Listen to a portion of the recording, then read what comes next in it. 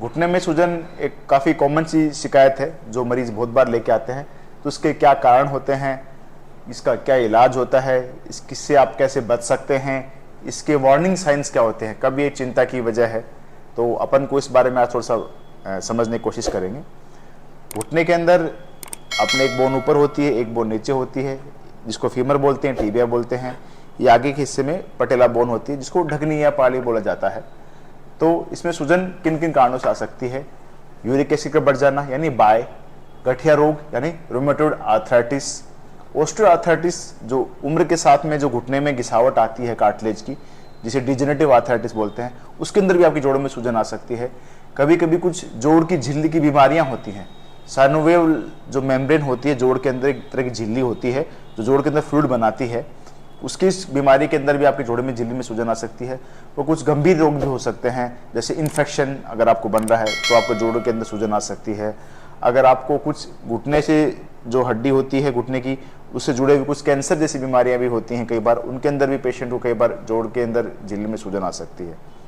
तो इसमें अपन को क्या क्या इलाज व क्या क्या ध्यान व क्या क्या चिंता की चीज़ें हो सकती हैं। अपन को सबसे पहले तो ये ध्यान रखना है कि अपन को सूजन कैसे आई। अगर आपको सूजन बिना चोट लगी आई है तो अलग तरीके से सोचना पड़ता है। अगर आपको चोट लगने के बाद घुटने में सूजन आई है तो अलग तरह से सोचना पड़ता है। बिना, आज अपन बात करेंगे बिना चोट लगे घुटने में सूजन कैसे आती है। यूरिक एसिड का बढ़ जाना यानी बाय का बढ़ जाना। यूरिक एसिड क्या होता है? अपन जब भी कोई प्रोटीन का फूड खाते हैं, जैसे दाल हो गई, मूंग हो गए, राजमा हो गया, नॉनवेज प्रोडक्ट्स हो गए, तो अपने ब्लड में यूरिक एसिड लेवल बढ़ता है। उसके क्रिस्टल्स यानी दाने वगैरह जाके जोड़ के अंदर बैठ जाते हैं, वह जोड़ की झिल्ली में सूजन पैदा करते हैं, वह जोड़ के अंदर पानी भर जाता है, साइनोवियल इफ्यूजन बोलते हैं जिसके अंदर।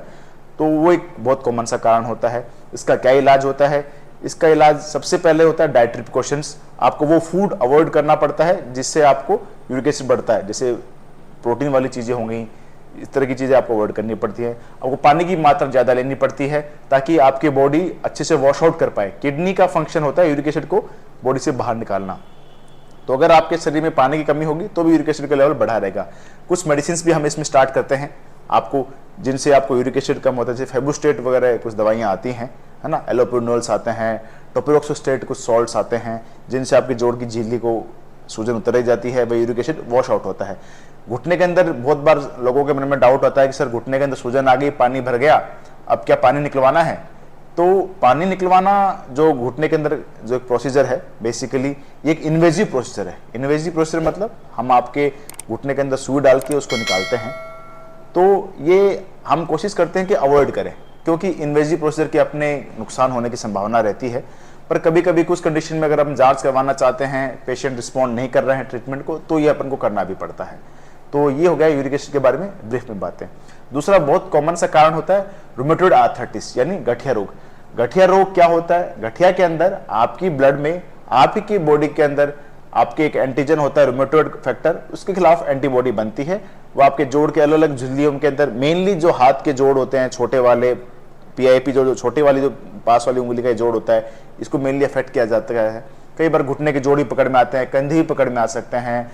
रूमेटॉइड आर्थराइटिस के जो पेशेंट्स होते हैं वो बहुत अलग अलग वैरायटी से प्रेजेंट करते हैं। कई बार एक ऐसा पेशेंट भी होता है जिसको रूमेटॉइड आर्थराइटिस है, वह उसको महीने में एक दवाई, सप्ताह में एक दवाई से उसका काम चल रहा है। जबकि कई बेचारे ऐसे पेशेंट्स भी होते हैं जो काफ़ी यंग एज में almost near bed ridden status में आ जाते हैं।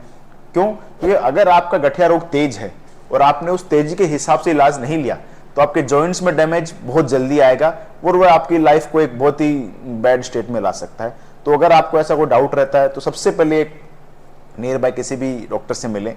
ऑर्थोपेडिशियन से मिल सकते हैं, फिजिशियन से मिल सकते हैं, रूमेटोलॉजिस्ट जो स्पेशलिस्ट होते हैं उनसे मिल सकते हैं। हम लोग कुछ आपकी जांचें करवाएंगे जिनमें कंफर्म किया जाता है कि आपको गठिया है या नहीं है तो किस तरह का है, क्या सीवियरिटी है, तो उसके अकॉर्डिंग फिर कुछ मेडिसिन स्टार्ट की जाती हैं। उनमें से कुछ मेडिसिन वीकली होती हैं, कुछ डेली होती हैं, और आपकी रिस्पॉन्स को मॉनिटर किया जाता है कि कितना अच्छे से आप रिस्पॉन्ड कर पा रहे हैं। अगर आप बहुत कम मेडिसिन के साथ में अच्छे से रिस्पॉन्ड कर रहे हैं तो कम मेडिसिन में काम चल जाता है, और अगर आपको नहीं रिस्पॉन्स आ रहा है तो आपकी मेडिसिन धीरे धीरे बढ़ाई जाती हैं। एक उम्र के बाद जो बहुत कॉमन सी समस्या पाई जाती है वो क्या होता है कि जो गठिया के मरीज होते हैं उनके जोड़ सामान्य मरीज से बहुत कम चलते हैं।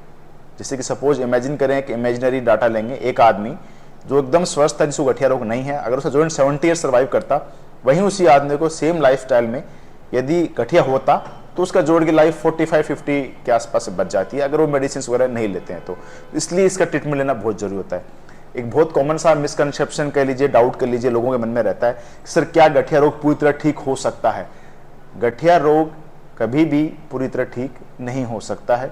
इसके पीछे कारण है क्योंकि एक जेनेटिक डिजीज है, आप अपने बॉडी की जेनेटिक्स को नहीं बदल सकते। जो एंटीबॉडी आपके शरीर में आपके खिलाफ बन रही है वो लाइफ लॉन्ग बनेगी। हाँ, आप इसके साइड इफेक्ट से बच सकते हैं, तो इसलिए इसका ट्रीटमेंट लगातार लेना बहुत जरूरी होता है। इसके अलावा और जो कॉजेज आते हैं घुटने में सूजन के अंदर बिना चोट लगे, उनमें से एक कारण होता है सबन्यूरल प्रोलिफरेशन, यानी जोड़ की झिल्ली में सूजन आ जाना।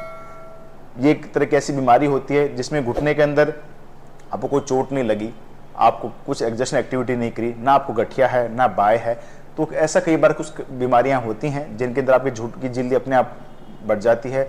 मेडिसिन वगैरह, रेस्ट वगैरह से वो जनरली ठीक भी हो जाती है। कुछ कंडीशन में नहीं ठीक होती तो हम कुछ जांचें करवाते हैं जिनके अंदर MRI का एक बहुत बड़ा रोल रहता है।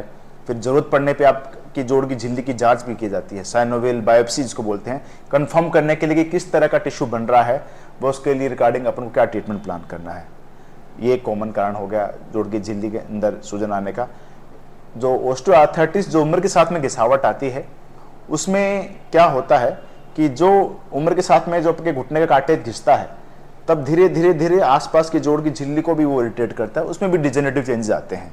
तो ऐसी कंडीशन में कई बार आपके जोड़ के अंदर बार बार सूजन आना, पानी आना, तो पेशेंट्स को डाउट रहता है कि सर ये पानी गठिया की वजह से आ रहा है या ऑस्टियोआर्थराइटिस जो उम्र के साथ में घिसावट की वजह से आ रहा है, कहीं हमको गठिया तो नहीं है।